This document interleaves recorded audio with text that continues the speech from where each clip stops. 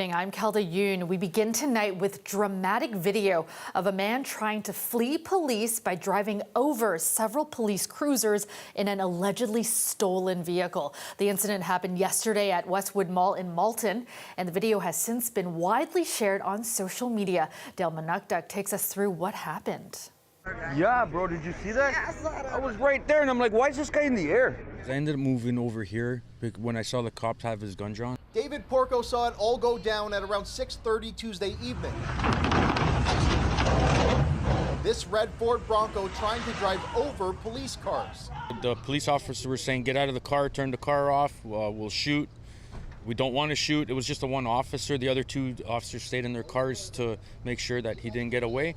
But if he did get away, like I said, he probably would have ran down some people that were here, and there was quite a few people watching. This is Malton, Westwood Plaza. It happened in the Westwood Mall parking lot with lots of bystanders watching and taking their own videos. And then he tried to go over the police car. It's really amazing. Can't believe someone would do that. Get out of your vehicle! Come out! Hands up! Peel police say they received a call for a suspicious vehicle in the area. It was reported that an individual in a Ford Bronco had stolen from a store a few weeks ago and had returned with weapons. Police determined the Bronco was stolen from London, Ontario, and pinned the vehicle to prevent it from fleeing. As you can see from the now viral videos, this was a very dynamic situation. There was a serious potential for not only passersby, but officers and the individual himself to get injured seriously from his behavior. And really, it's unbelievable that the officers were able to resolve this incident without anyone sustaining any injuries. A 25-year-old man from Brampton is now facing several charges, including possession of property obtained by crime, as well as obstructing police and flight from officers. A huge risk to the community.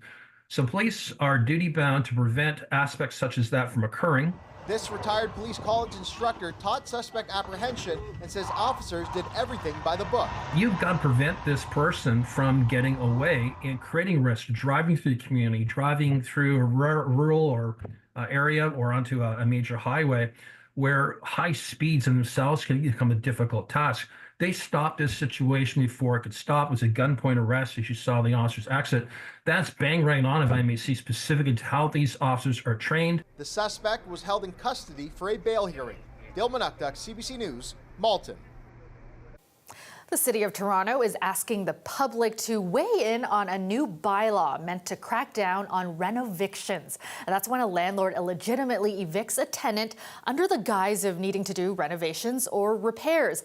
The first of 6 in-person consultation meetings across the city took place tonight. Our Nama Weingarten has more from East York. My wife and I just have some natural fears about what might happen knowing about renovictions in Toronto. If you're a tenant in Toronto, you may be familiar with the term renoviction. The city describes it as when a landlord illegitimately evicts a tenant, saying they need a unit for renovation or repairs, often ending with the tenant seeing a massive rent increase or having to move out. Now the city wants your input, as it's working on a new bylaw to try and get this issue under control. They're holding a series of information sessions all over the city, with the first one happening here in East York. According to the city, the bylaw would require landlords to submit a report that shows a need for the unit to be empty to do renovations, apply for a license to do the renovations, which could come with fees, and give compensation or accommodation for tenants.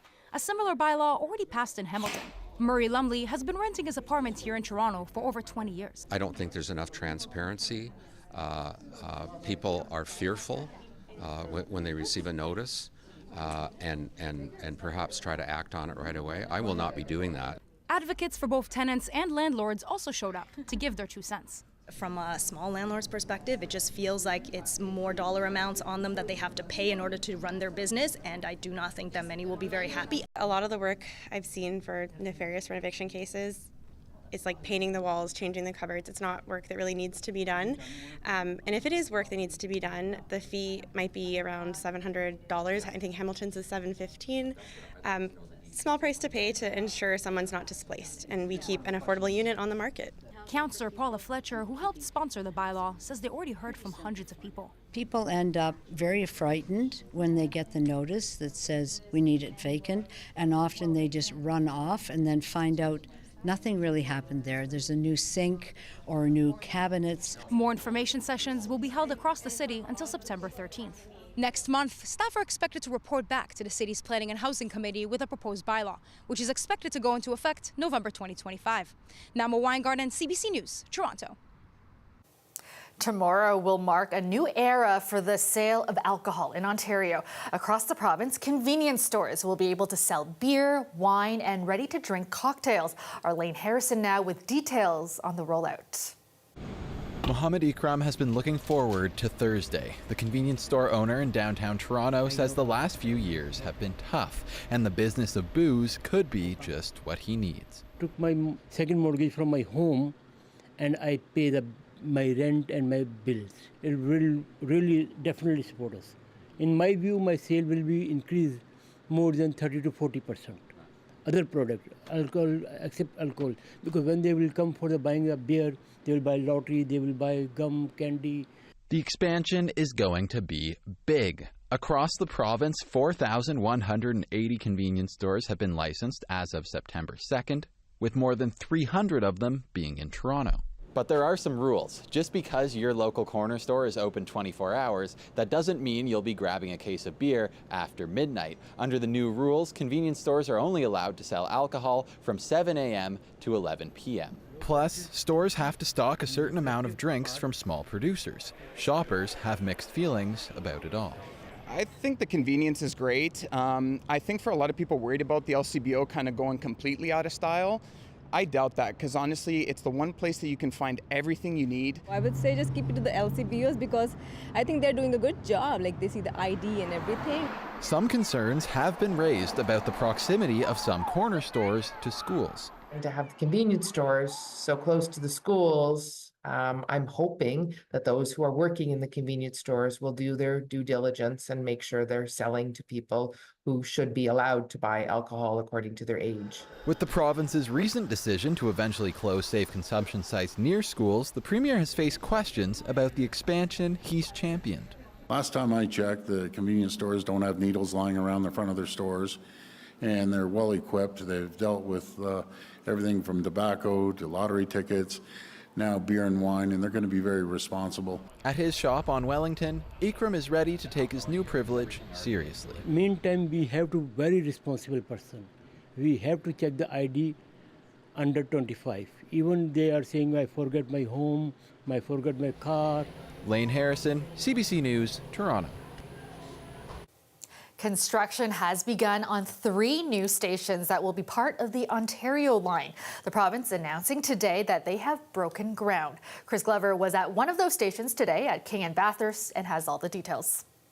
This will be the future site of the King and Bathurst subway stop on the Ontario line. The provincial minister and Metrolinx here to officially do the groundbreaking ceremony of this massive station stop. They say that they're making incredible progress. However, today they were not ready to give any sort of timeline for when the Ontario line would be up and running. I want to get into that in a second. But first, let's show you this space a little bit, because one thing that you'll notice is over on that corner there, right at the corner of King and Bathurst, is the old facade of the bar that stood there for so many years.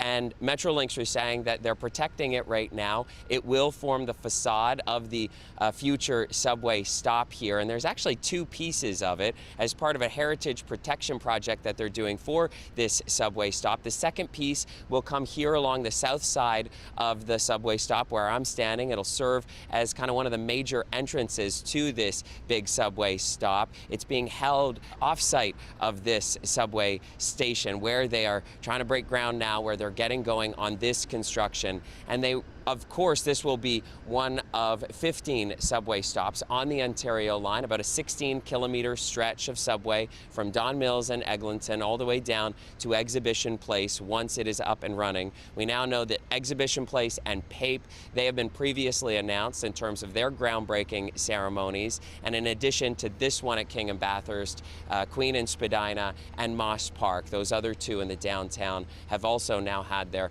groundbreaking as well. So So the province saying that they've had incredible progress here, but at the same time, they're not committing to a timeline. And when we asked the CEO of Metrolinx, Phil Verster, about why he wasn't prepared to give a timeline for this, he said basically he didn't want to speculate because that gets him into a, quote, messy place. And obviously the messy place that he's referring to is what's going on Eglinton with the crosstown that was supposed to open in 2020. Here we are years later, and it still has not opened. Phil Verster, the CEO of Metrolinx, did say that they have seen some significant milestones recently. Just last month, they were doing test runs and operating it at about 75%. He said that was a significant step. And here's more from Phil Verster. The one thing by starting to speculate about dates is you create fictitious sort of fictitious deadlines and the like. We're keeping a very close eye on it. I ask just for to give us an opportunity to complete and take the rest of the risk out of the completion of the certification. Really will be very, very quick to declare when we think we have certainty on a date. I'm not going to speculate on dates because that gets us into a messy place. But I will give you the assurance that when we open, we will operate reliably and we'll operate safely. And that's the priority. And Metrolinx not just building the Eglinton Crosstown, also the Finch West LRT. I asked for an update on a timeline on that, and he said he couldn't give one for that one either, but said it would be opening at about the same time as the Eglinton Crosstown. And then this one, the Ontario line. Still don't have a timeline on that either. And we asked the provincial minister, because Metrolinx is a provincial agency, so we asked the provincial minister what kind of accountability would be coming in terms of all of the delays that we've seen, especially in relation to the Eglinton Crosstown. And here is what the minister had to say. With respect to testing and commissioning, there have been challenges since day one that predate our government. There have been challenges since we have been in government, but it's important for us to take those lessons, learn from those lessons, and apply them against the new projects that we have put forward in this province. So I think from our measure, it's making sure that we don't repeat those same mistakes moving forward in the future. Now, ultimately, when the Ontario line is up and running at full capacity, it is expected to take some 28,000 vehicles a day off of Toronto roads. It's also expected to reduce congestion on the other major subway lines by around 15%, and some 400,000 people are going to ride the Ontario line each and every day. The question, though, remains, when exactly will that be happening? Chris Glover, CBC News, Toronto. CBC radio host Jill Deacon announcing today she is handing over the microphone, leaving CBC after a decade hosting the current affairs show Here and Now. I've hosted this show for 10 years. It was fantastic. It's so much fun, as you already know. Great show. It's a great gig. And part of me goes, what are you thinking? Walking away from this. But I'm thinking that I'm a curious person. I have lots of ideas. I have lots of things that I like to do. And I want to try some new things. And my gut was telling me that it's time for a change. Deacon was named the host of Here and Now in 2013, becoming the brains behind signature programming on the show, including the popular Jill's Jukebox, which audiences continue to contribute to every day. Before her time hosting Here and Now, she hosted a daytime talk show on CBC television called The Jill Deacon Show. Deacon has been away from the hosting chair for nearly 2 years as she dealt with the effects of long COVID. Ramraj Shavendran has been hosting the show in the interim and will continue in that role. And Jill says you may still hear her on the CBC airwaves from time to time, leaving the door open to guest hosting. We'll get ready for the glitz, the glamour, and of course, the films. The Toronto International Film Festival kicks off tomorrow, and who better than our senior entertainment reporter to give us a preview of what TIFF has to offer this year. Here's Eli Glasner with more. TIFF is about to arrive. This is like a giant tsunami of film coming at me. It's going to be all over your timeline. This is what TIFF is, and maybe why you should care. So there's lots of different film festivals. I think, ironically, the thing that sets TIFF apart from all the other film festivals isn't the movie stars, isn't the movie, it's the public. This film festival is like a giant focus group for the film industry, for Hollywood. If you have a movie and you think it might be Oscar worthy, if you think it could go the distance, there is no better place still to get that buzz, to get that word of mouth going than coming to Toronto and launching your movie here. Yeah, you got Venice Film Festival, you got Telluride, there are other film festivals. Those are mostly for insiders, those are mostly for the industry. You can buy a ticket, these days if you can afford one, but you can buy a ticket and go see a movie at the Toronto International Film Festival, and some of those movies, when they get that buzz, when they get the People's Choice Award, your Slumdog Millionaire, your La La Land, they go and they go. And so this is still kind of a critical launching pad for movies in the fall. I'm not exaggerating. I think this could be one of the biggest years for stars in a little while, because look at what happened the last couple of years. You had the strike, before that you had the pandemic, so there really is a feeling, finally the stars are truly coming back to Toronto. Ironically, I'm not talking about movie stars first. I think some of the biggest stars this year are going to be the musicians. Elton John, Pharrell Williams in a Lego movie, Bruce Springsteen, The Boss. They're all going to be here, and many other more musicians. There's a Tragically Hip documentary, so much more. So a lot of musicians on the red carpets, and then you want to just talk movie stars? How about Nicole Kidman? How about Amy Adams? How about Cate Blanchett with a TV show series that she's presenting and a movie directed by Guy Maddin and others? How about Daniel Craig in a movie inspired by William Burroughs called Queer? How about Selena Gomez, Andrew Garfield, and Florence Pugh on the same red carpet? Jennifer Lopez, Matt Damon. So I'm running out of time. A lot of stars coming to TIFF. I'm going to talk to you about a movie, and you probably haven't heard about this. You are going to be hearing about this movie for the rest of the year. It is called Honora. It is about a exotic dancer who meets a very interesting Russian client, and it's kind of a modern day Pretty Woman. It is one of the best things I have seen all year. Then on top of that, one of the must-sees, for good or for bad, is Megalopolis. This is Francis Ford Coppola, the guy who did Godfather, Apocalypse Now, a movie that he self-funded, starring Adam Driver. There's a lot of people talking about this, and here at TIFF, we're really going to see whether it is worthy. Nicole Kidman is in a very, they say, hot and heavy film called Baby Girl, where she plays a woman who is in a relationship with a younger man. The heat emanating from the early reviews out of Venice about Baby Girl could be quite a film for Nicole Kidman. And speaking of, heat, but also just an actor just willing to throw themselves into a project fearlessly, The Substance. Demi Moore is in a movie called The Substance. This is a film that tackles Hollywood and aging, and I still have images from that movie that are stuck in my head. And I haven't even touched the Canadian films, Universal Language, Rumors, Paying for It, directed by Sukyin Lee. Some amazing stuff coming to TIFF. So why does TIFF matter? Why do we still need film festivals? It kind of depends what you want from your movies, right? If you're happy just watching sequels and prequels and just a never-ending diet of movies based on other things that we've already seen, yeah, maybe you don't need a festival.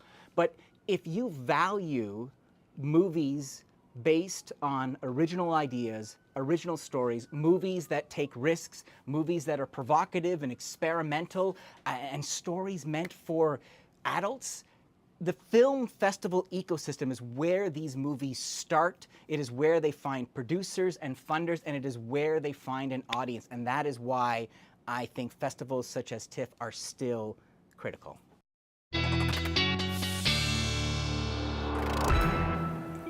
Let's go to Chris Potter now with a look at the forecast. And Chris, I'm loving the sun, but some rain is expected toward the end of the week. It was inevitable. Yeah. I mean, we've had 5 straight days, including today, with sunshine, Kelly.